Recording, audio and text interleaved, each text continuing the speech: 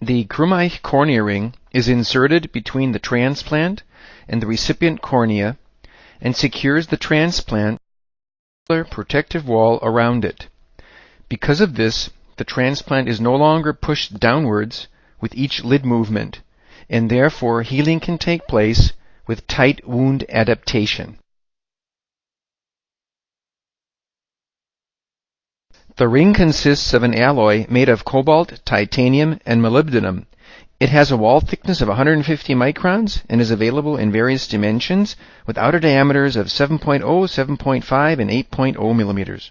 For an exact preparation of recipient and donor corneas, trepanation systems must be used which result in a uniform circular undercut on the recipient cornea as well as a matching uniform circular truncated conical surface on the donor cornea. Such equality is achieved with the GTS, guided trepanation system, or with the HANA Trefine as well.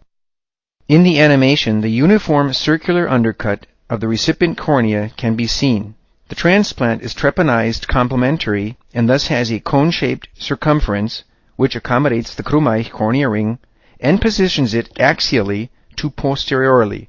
This causes the ring to bear as far as possible the same distance to the front side of the cornea at each point and prevents it from having a tilted position.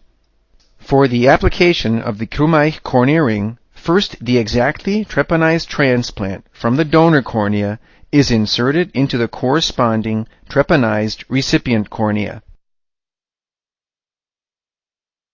Subsequently, the Krumeich CorneaRing is placed into the border between the recipient and donor cornea, and the transplant is attached with 4 temporary single sutures.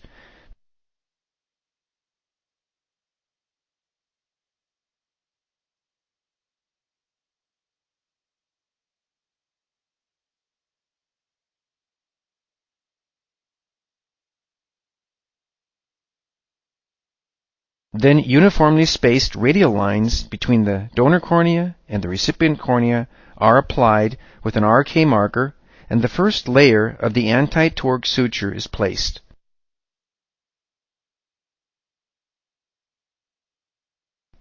This first layer wraps the ring from above and below and reaches 0.5 mm centrally into the transplant and 0.7 mm peripherally into the recipient tissue.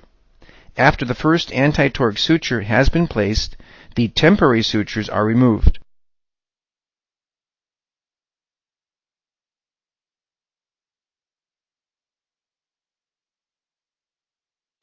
Then the second anti-torque layer is placed. The suture adjustments after the second anti-torque layer are performed under the carriage scope. The Krumeich CorneaRing remains in the eye permanently. It can facilitate a quicker healing process and creates a barrier effect to prevent neovascularization from occurring.